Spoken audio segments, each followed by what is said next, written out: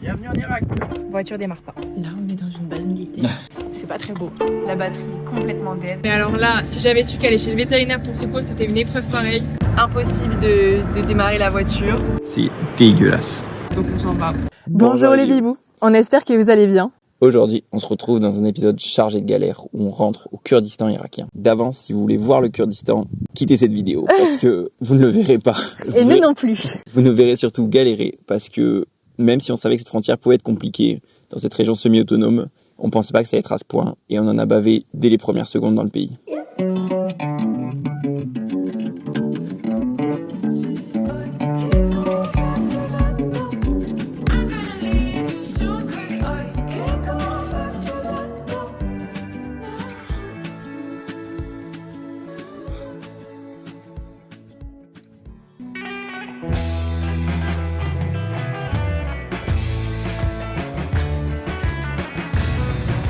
On est à 10 km de la frontière.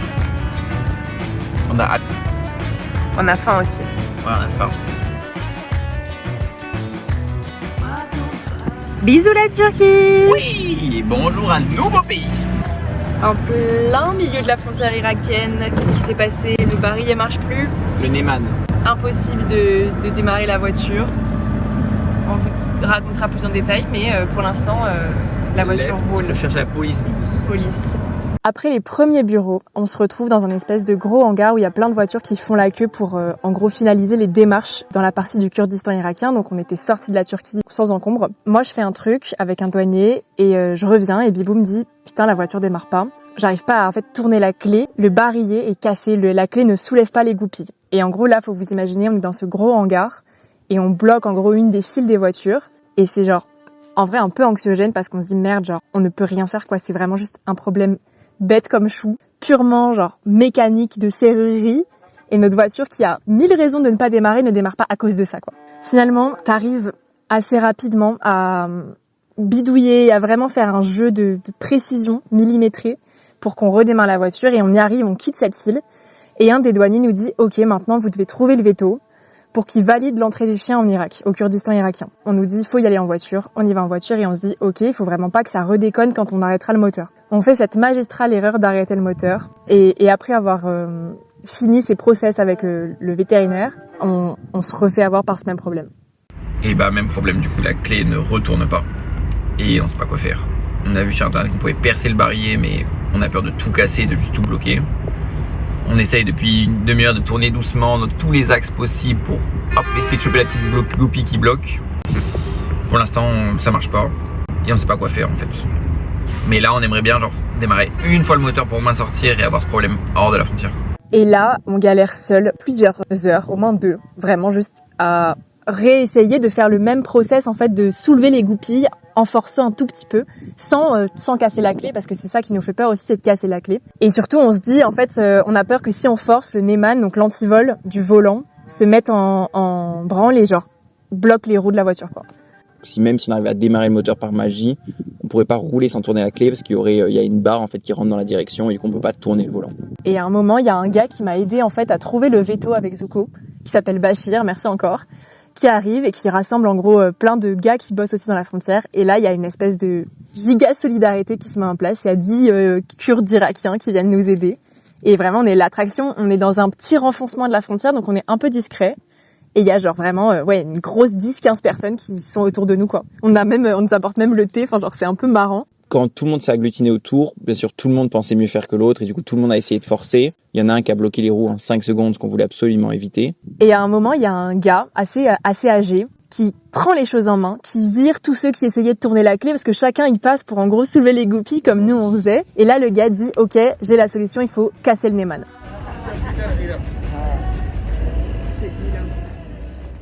Et au bout de... il y a passé du temps, il casse tout en fait, mais c'est ce qu'il fallait faire. Ça faisait un peu peur parce qu'il y allait vraiment comme un bourrin, mais en même temps il fallait casser les vis, etc. Et donc on arrive à enfin enlever l'antivol. Mais maintenant il reste à démarrer la voiture avec les câbles. Et là, s'il y a un deuxième problème, parce que du coup tout le moteur avait refroidi, donc les bougies étaient froides. Lui il a collé les câbles, donc il a activé le démarreur. Sauf que le problème c'est que... là le moteur est froid. Qu'est-ce que c'est simple de voler une voiture? Mais ouais. La voiture est toujours en sécurité, donc la valve d'étouffement est toujours fermée. Donc même si ça démarrait, ça s'éteignait tout de suite. Et surtout, le moteur était froid, donc ça pouvait pas du tout démarrer. Sauf que personne t'a écouté quand tu Ouais. disais les gars, j'ai un diesel, il faut faire préchauffer les bougies. Et pour en gros chauffer les bougies, parce qu'à un moment ils ont un peu voulu nous écouter, ils ont fait n'importe quoi. Ils ont mis une espèce de carton enflammé dans le moteur pour chauffer l'air. Ensuite ils ont mis de l'anti-moustique pour qu'il y ait une espèce d'enflammement, enfin plein de trucs hyper random. Et finalement, du coup, à force de démarrer tout le temps sans que rien ne se passe, la batterie s'est vidée. Alors, ils pensaient pas que c'est la batterie, ils pensaient qu'on avait juste plus d'essence. Donc, il a fallu vider de l'essence de nos bidons de secours dans le réservoir. Puis finalement, c'était toujours pas ça. Donc, le mec qui a cassé notre Neyman est venu avec son 4x4 pour nous filer de la batterie.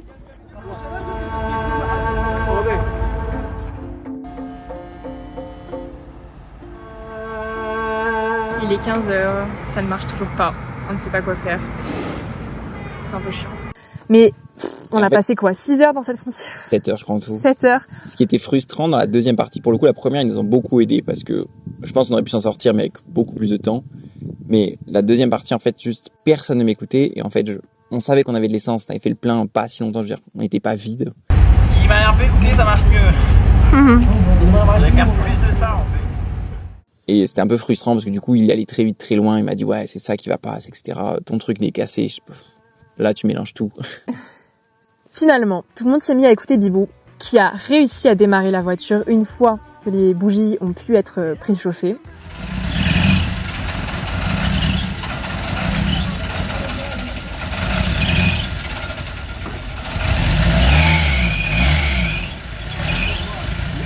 Après avoir tellement de choses. Là, on est toujours dans la frontière, donc maintenant, il faut qu'on récupère toutes nos... Enfin, faut qu'on retourne au stand, en fait, pour pouvoir sortir sans s'arrêter. Ce qui est quand même vraiment le problème dans les frontières, c'est que genre, on t'arrête quand même beaucoup. Mais alors là, si j'avais su qu'aller chez le vétérinaire pour Zuko, c'était une épreuve pareille. C'est vrai que là, c'est à cause de Zuko. Ouais.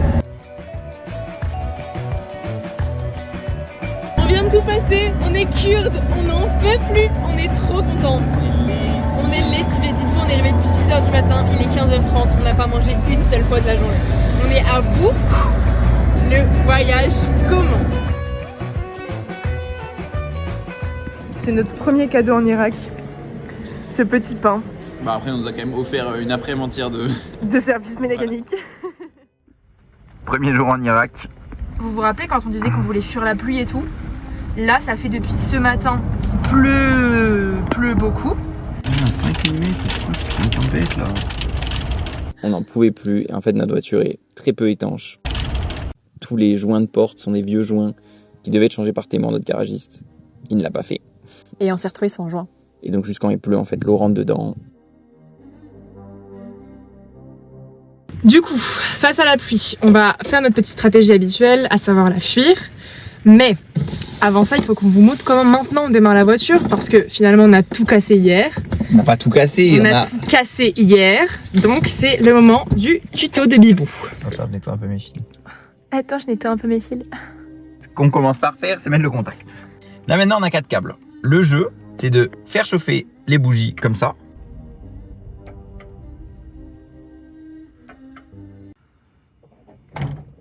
Le problème, c'est en fait, on a un chauffe-bougie Là, les deux combinés, c'est chiant. qui a un faux contact. Et donc du coup, des fois, les bougies, elles peuvent pas chauffer. Enfin, j'ai pas bien compris. Ça marche plus.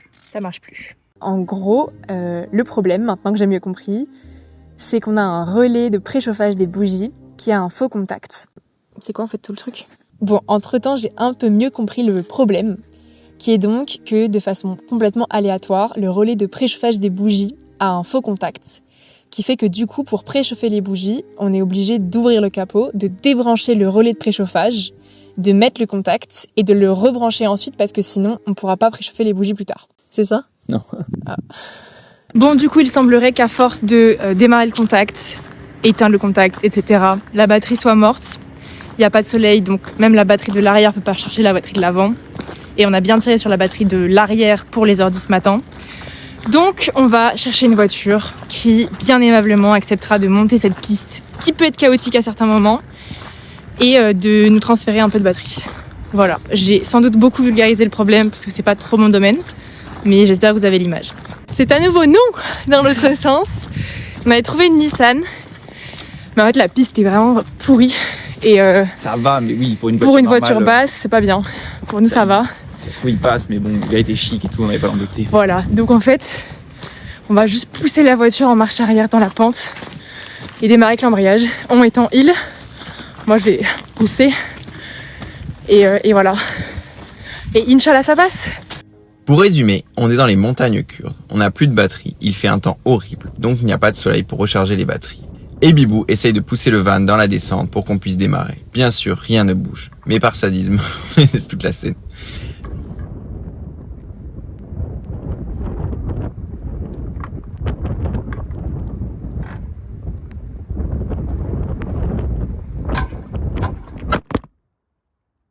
Là, on est dans une base militaire. Parce qu'en fait, du coup, en face de notre piste, il y avait une base militaire. Qu'on n'avait pas vu, il était bien camouflé. Et donc, du coup, il y a un gars qui est monté la garde, qui nous a vu faire du stop de voiture. Parce qu'en fait, on est redescendu parce que vous avez vu, ça marchait pas de pousser la voiture. Donc, il nous a invités à boire le thé avec son supérieur. Et du coup, là, on attend qu'un Toyota soit affrété pour aller chercher, pour aller mettre de la batterie dans la voiture. Bon, après ce sursaut de peur, on se rend au fur et à mesure compte que en fait le 4x4 qui devait être affrété par les militaires pour nous mettre de la batterie en haut de notre petite piste, ça va être compliqué. Donc on décide de pas les embêter plus longtemps parce que je pense qu'ils ont autre chose à faire que s'occuper de petits touristes perdus sans batterie. Et donc on retourne en gros à notre plan initial qui était de faire du stop pour arrêter une voiture, qu'elle monte jusqu'à la voiture sur cette piste pourrie et qu'elle nous donne de la batterie quoi.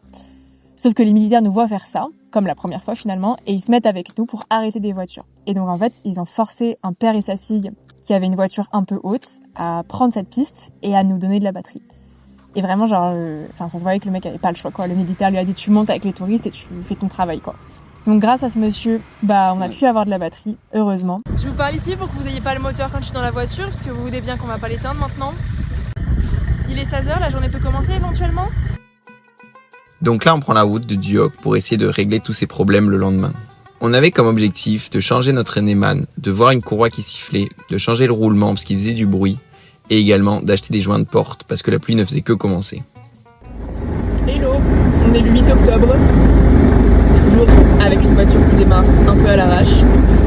On va au garage, c'est un peu notre starter pack de nouveaux pays, donc on va découvrir cette partie-là du Kurdistan. On espère que ce soit pas trop long, mais on a plein de trucs à leur faire faire, donc à mon avis on va y passer 2 jours. On y retourne demain. Ouais. Voilà, on a beaucoup de choses à faire. À part une réparation assez foireuse du barillet, cette journée était quand même une bonne galère. On a payé 35 € pour un ancien barillet de Peugeot qui, à notre avis, a connu la naissance de Saddam Hussein. Bon, alors, on a fait un magasin ce matin. Ils nous ont accompagnés extrêmement gentiment. De toute façon, c'est vraiment ce qu'on peut dire au bout de 2 jours. C'est que toutes les personnes qu'on voit sont immensément adorables. Il nous a vraiment, il a été avec nous dans la voiture toute la matinée pour nous emmener de magasin en magasin de pièces détachées pour finalement trouver une nouvelle serrure. Donc on a un système un peu bricolé qu'on va sans doute nous refaire propre. Dans l'absolu, maintenant, c'est un peu plus fiable. Je vais vous montrer, c'est quand même pas très joli. Après, le seul problème, c'est que du coup, on n'a pas d'antivol parce que c'est pas une pièce d'origine. Donc, il a remis un truc qui démarre avec la clé. Donc, c'est déjà un peu plus propre, machin. Il y a le préchauffage, c'est quand même moins ghetto. Mais je veux dire, là, si quelqu'un rentre, il débranche les câbles, il les branche s'il sait faire, il part avec la voiture, quoi. Donc, bon, on n'a pas réglé le problème, mais c'est un peu plus joli. On n'a pas fait grand chose au final. Ouais. Encore 2 jours de pluie. Encore 2 jours de pluie, donc en fait on peut rien faire, c'est un peu le problème de la vie en van. Là on va aller chercher des joints de porte pour essayer de limiter un peu les infiltrations. Vous voyez que c'est pas du tout, en fait on n'a pas de joints de porte, donc c'est un peu ghetto. On a ça aussi là qui coule. Donc pareil, on va essayer de fixer tout ça. Hop. Bah vas-y, allume alors. Qui date un peu. Et là, hop, ça met le contact.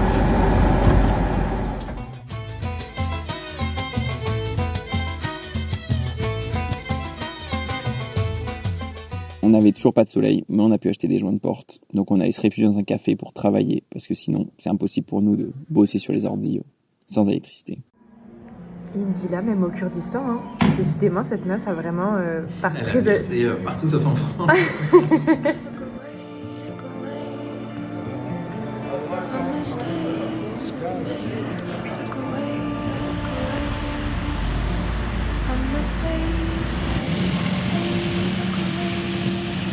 Et il est dedans. Bah ouais. Là, il y a le drapeau à côté. On s'est rendu compte qu'au Kurdistan, on avait l'impression que toutes les religions étaient assez facilement acceptées. On aura l'occasion d'en parler dans d'autres vidéos. Mais on s'est aussi rendu compte que c'était quand même assez inhérent au Kurdistan lui-même et peut-être moins à l'Irak en globalité. Mais c'est vrai qu'au bout de 3 jours passés au Kurdistan, on avait déjà vu énormément d'églises. Et c'est vrai qu'on s'attendait pas trop à trouver des croix chrétiennes ici, quoi. En fait, au bout de 3 jours passés là-bas, on était quand même assez surpris. Les infrastructures routières étaient folles, il y avait des énormes malls avec toutes les marques qu'on connaît en France, il y avait des femmes qui se baladaient sans voile, et en fait, on s'attendait vraiment pas du tout à ça. Et pour le coup, après on a visité l'Irak fédéral, et on vous confirme que le Kurdistan était vraiment isolé sur ce point-là. Ouais, on s'est rendu compte qu'en fait, il y avait quand même beaucoup plus d'argent, en tout cas en apparence, qu'en Irak fédéral. Ne serait-ce que quand on regarde, je sais pas, le téléphone des gens ou leur voiture, il y avait énormément de GMC, de Apple, machin et tout. Et genre, ouais, on s'attendait pas à ce que les gens soient aussi chics. L'heure est venue de vous expliquer ce qu'est le Kurdistan au sein de l'Irak. Pour commencer, qui sont les Kurdes ? Les Kurdes sont un peuple ethnique et linguistique du Moyen-Orient, historiquement implanté dans une région montagneuse appelée Kurdistan, à cheval sur la Turquie, l'Irak, l'Iran et la Syrie. Ils représentent l'un des plus grands peuples sans État au monde, avec une population estimée entre 30 et 40 millions de personnes.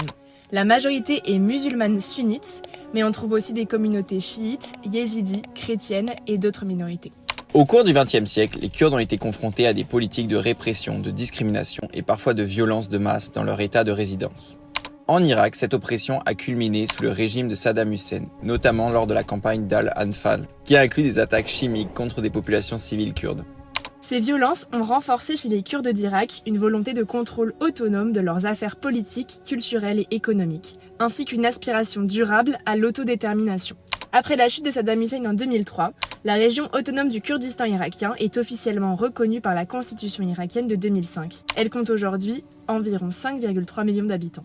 Depuis la fin des années 2000, la région a connu un développement économique rapide, porté par une relative stabilité sécuritaire, l'exploitation des hydrocarbures et une politique favorable aux investissements étrangers. Elle s'est également imposée comme un carrefour commercial entre la Turquie, l'Irak, l'Iran et l'Europe. À partir de 2014, l'organisation djihadiste Daesh a conquis de vastes territoires en Irak.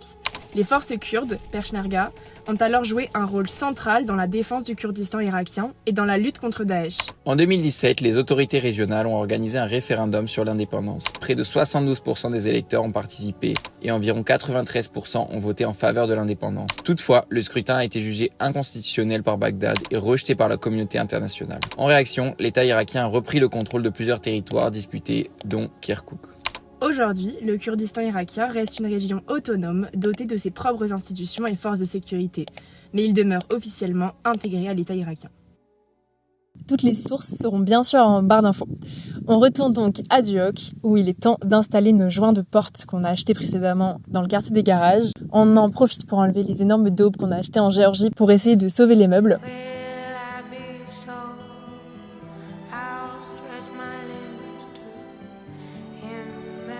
Donc, c'est le nouveau look du van. Vous voyez qu'il a l'air un peu sévère là, avec ses joints un peu de partout. Mais bon, pourquoi pas, moi je trouve que ça lui donne un peu du style. Bon, notre spot est pas dingo en vrai. Mais on a la vue.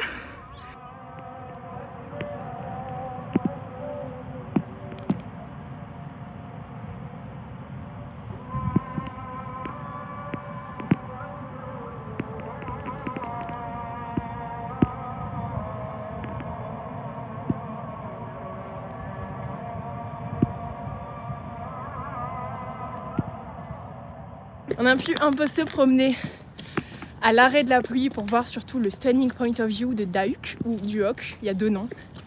Ça a permis à Zuko d'être un petit peu dans l'exercice. Elle est toute crasse-pour, mais ça faisait plusieurs jours qu'elle voulait pas sortir à cause de la pluie. Donc ça fait du bien, toute la famille s'est dégourdie. On va pouvoir aller travailler au café maintenant. Comme d'habitude, la batterie n'a pas assez de batterie pour nous alimenter en électricité. Et petite pause, on vous explique quand même ce que c'est le PDK. C'est reparti pour les diapos et maintenant on s'attaque au PDK. Depuis 2005 et la nouvelle constitution irakienne, le PDK règne en maître sur la région autonome du Kurdistan et est dirigé par le même clan depuis 21 ans, celui des Barzani. PDK veut d'ailleurs dire Parti démocratique du Kurdistan. Le premier chef du gouvernement depuis 2005 et figure de l'autonomie kurde irakienne fut Massoud Barzani. C'est un leader politique kurde de longue date qui a guidé la transformation de la lutte kurde en direction institutionnelle. Il fut élu président du PDK en 1979 et après la chute du régime de Saddam Hussein, fut élu premier président de la région autonome du Kurdistan en juin 2005, puis réélu en 2009 avec une large majorité, rôle qu'il exercera jusqu'en 2017. C'est une réelle égérie dans la région. Il est considéré comme le père de la nation kurde par les partisans du PDK. Il est en stickers sur les voitures, dans les cadres dessus des bureaux, dans les villes, sur des panneaux publicitaires. C'est vraiment une gigastar. Il s'est entre autres battu pour que Bagdad reconnaisse le Parlement, le gouvernement et la présidence kurde. En 2017, Massoud met fin à son mandat suite à un refus de Bagdad d'accepter l'issue du référendum sur l'indépendance du Kurdistan. Son mandat aura duré 12 ans et a conduit à personnaliser le pouvoir de la famille Barzani et du PDK, au détriment d'une alternance politique plus pluraliste. Suite à la démission de Massoud, le Kurdistan irakien connaît 2 années de paralysie institutionnelle. La présidence reste vide, otage des tensions explosives entre les deux familles qui se partagent la région, les Barzani du PDK et les Talabani de l'UPK. Depuis le 10 juin 2019, c'est Nechirvan Barzani qui dirige la région. Il est le neveu et fils spirituel de Massoud Barzani et lui demande toujours conseil lors des décisions stratégiques. Le pouvoir reste une affaire de famille. Le poste de Premier ministre est occupé par Masroud Barzani, le fils de Massoud, brouillant le principe de séparation des pouvoirs. On se retrouve le 11 décembre et Bibou est en train de badigeonner la jonction entre la fibre de verre et le métal avec du silicone pour limiter les infiltrations parce que ça goûtait au niveau du pare-brise. Et juste après, on veut un peu commencer à profiter et à visiter le pays. On se rend à Amédi, qui est un village perché, qui nous paraissait très beau sur les photos. On a passé un bon moment, mais c'était pas l'endroit le plus beau. Il a une forme assez atypique ce village, et c'est plus beau quand tu prends la route pour aller vers le village que quand tu es dans le village.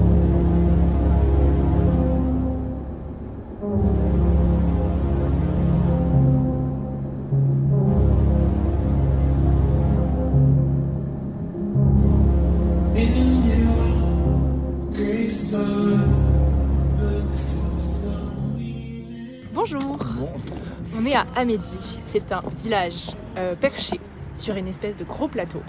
C'est pas très beau, mais Non, si. de très loin c'est très très beau. Voilà, Dedans ça va. c'est un village.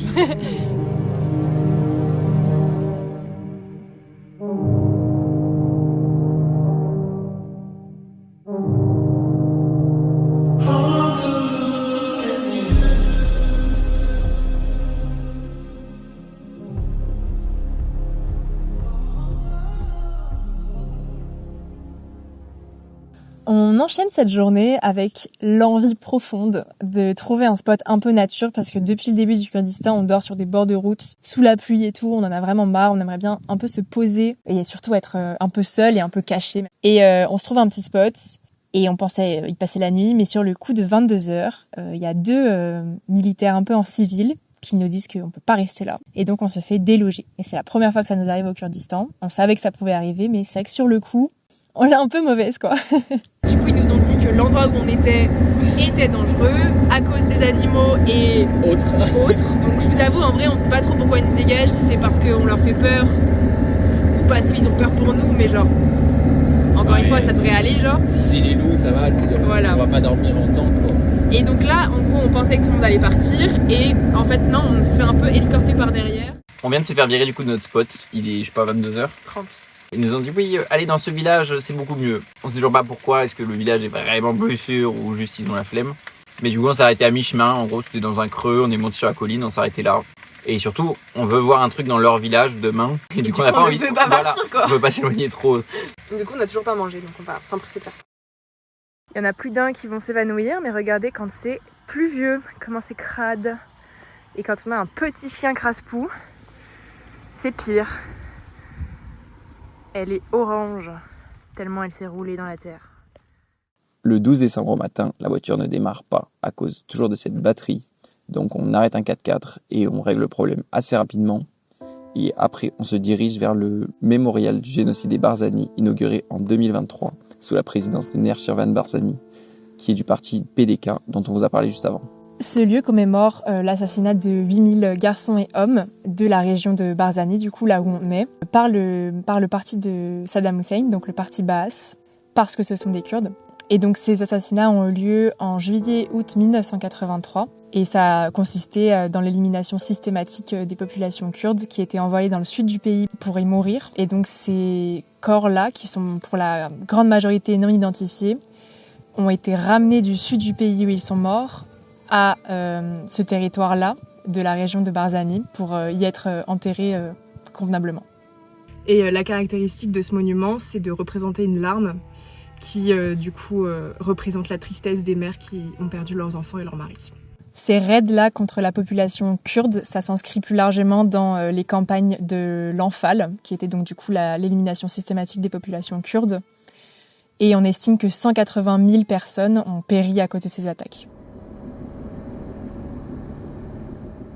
Nous avons ensuite continué notre route vers Sorani, qui est une belle ville au milieu des canyons, que les Kurdes nous ont beaucoup recommandé.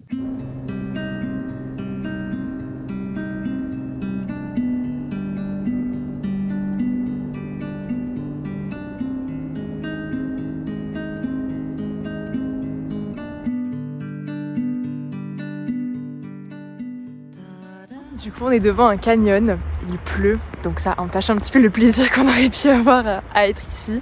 C'est vraiment assez magistral, déjà les routes qu'on a prises pour venir étaient plutôt stylées. On va sans doute aller jusqu'à Erbil ce soir ou demain matin pour faire des lessives, travailler. On a des gros problèmes de batterie avec ce mauvais temps, on galère même à démarrer la voiture le matin. Donc on peut imaginer que brancher 2 ordi c'est inimaginable. Donc c'est un peu... les journées sont très courtes, le soleil se couche à 16h30 et il n'y a pas de soleil pendant les heures ensoleillées.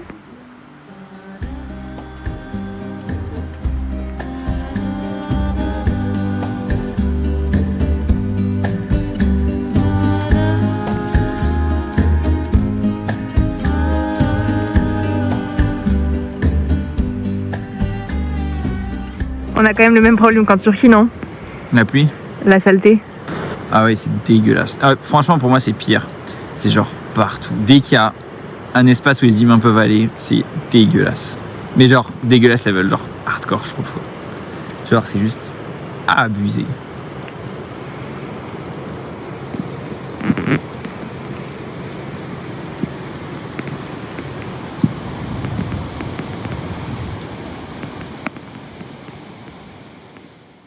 Ce qui nous a beaucoup surpris là-bas, c'est quand même les déchets. Même si les gens sont très chics, il y a des belles voitures, il y a des belles maisons, etc.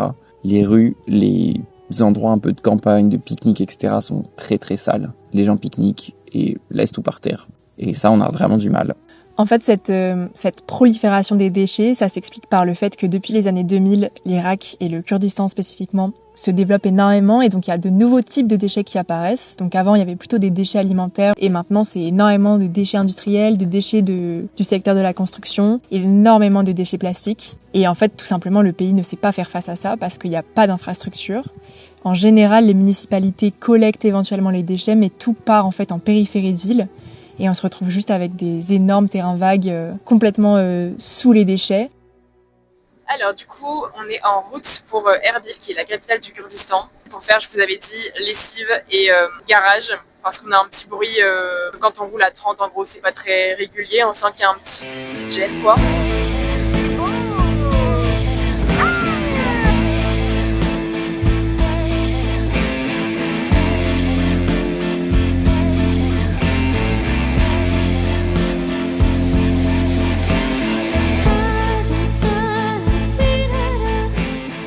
Ce matin, on a pu travailler au café comme prévu.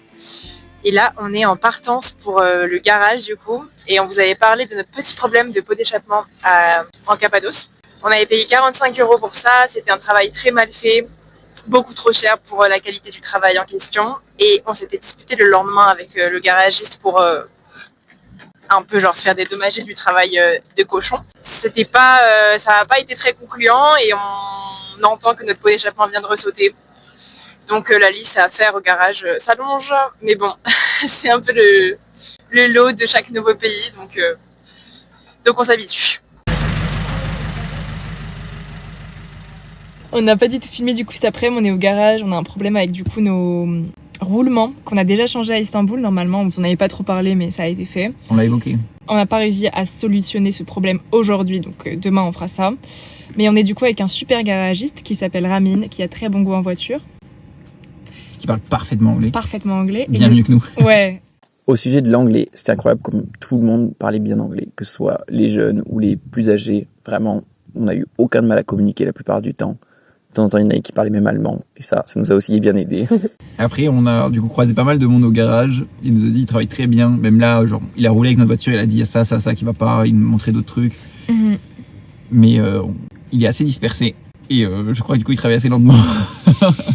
Et là, en gros, on a un problème du coup de roulement. Il y a un léger jeu. Et ça a été mal mis avec la presse dans le moyeu, il me semble, si je dis pas de conneries. Et du coup, ils l'ont tordu. Et là, il veut trouver quelqu'un pour le remettre bien. Ou sinon, racheter un roulement. Sauf si on en a un ou deux rap qu'on regarde. Dernier gros problème de la journée, c'est notre batterie qui est vraiment en grande difficulté. Mais on va se renseigner un peu sur s'il faut racheter une batterie ou si on peut vivre notre vie avec 11,5 de tension. Ce qui n'est pas possible. Et là, on va pouvoir vous parler un peu de notre super garagiste Ramine qui nous a invités à passer la nuit dans son garage. Ça n'allait pas qu'être une nuit malheureusement. Bonjour les bibous, on est dimanche en décembre. On est dans un magnifique champ de pots de yaourt. On promène Zuko et surtout on attend notre garagiste, c'est le même qu'hier, qui n'a pas fait grand chose hier. Il est, je pense, 13h bien tassé maintenant. On attend, mais il est sorti hier soir, donc potentiellement il est encore en train de pioncer ce monsieur. Donc on visite le Herbil, le Herbil déchetterie. Bien sûr, on a choisi le seul garagiste qui est chrétien et du coup on est dimanche. Donc le pays entier travaille sauf ce petit village où ils sont tous chrétiens et du coup tout le quartier est mort. Ouais. Et il a dit hier c'est notre journée off mais pour vous on va ouvrir. On attend toujours qu'il ouvre. Voilà. Et en fait, on n'a pas du tout eu de nouvelles. Et c'est vrai que du coup, on avait vraiment juste l'impression de zoner à Herbil. Donc on a eu envie et en même temps on a fait l'erreur d'aller un peu se promener le lundi, qui était le seul jour ensoleillé de la semaine, en dehors de la ville, en pensant recommencer les travaux le lendemain. Ça ne s'est pas passé comme ça, malheureusement. Zuko, assis. Assis. Assis. Oui.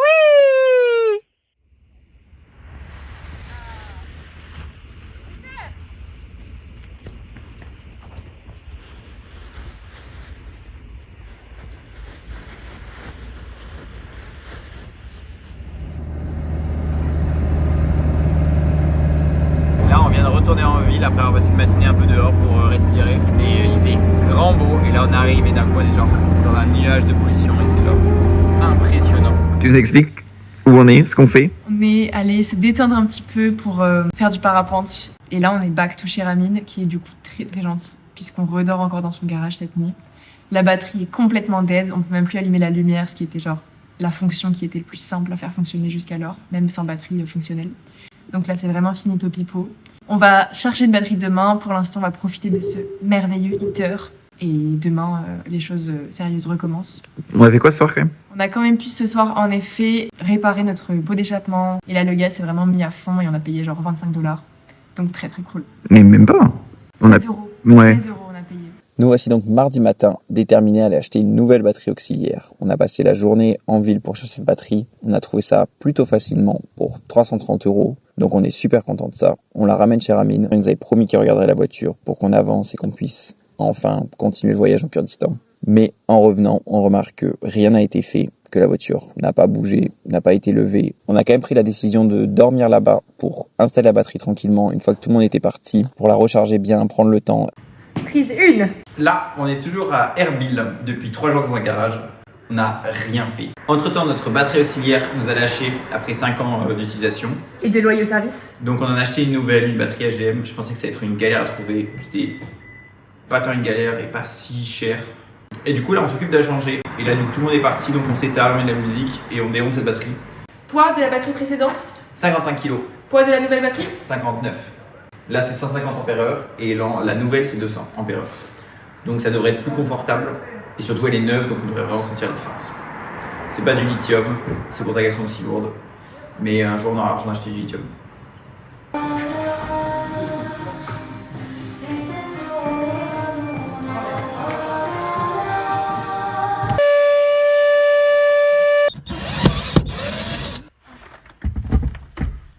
Et là on essaie de faire passer d'un coup. Regarde, ça va tomber. Vas-y, tu lèves. Qu'est-ce que j'ai fait? Bah t'as éclaté la prise. Ouais. Donc on a fait tout ça et le lendemain matin, pour le coup, on a décidé de partir parce que juste, on le sentait pas. Hello. On est reparti du garage. Rien n'a changé. On a installé notre batterie et on a réparé notre pot d'échappement. On venait pour un roulement. le roulement fait toujours du bruit. Donc ça faisait 3 jours qu'on était un peu bloqués dans ce garage. On a dit à un moment, on a 30 jours de visa, on va pas non plus visiter que votre quartier quoi, qui est très sympa, mais malgré tout on veut voir autre chose. On a passé 3 nuits quand même dans ce garage. En fait il donne jamais de nouvelles et quand il est là il bosse pas du tout. Donc on s'en va. En quittant le garage, on s'est quand même dit qu'on allait visiter la ville d'Erbil, qui est la capitale du Kurdistan irakien, ce qu'on a fait.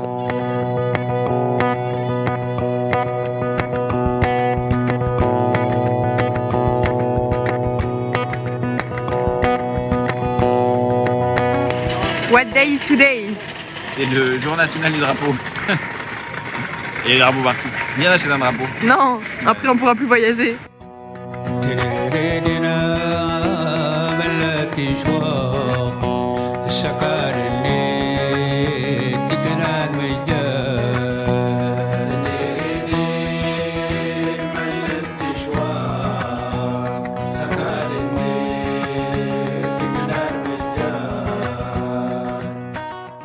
Voilà les bibous, c'est la fin de cette vidéo, on espère que ça vous a plu. C'était nos premiers jours au Kurdistan, remplis de galères.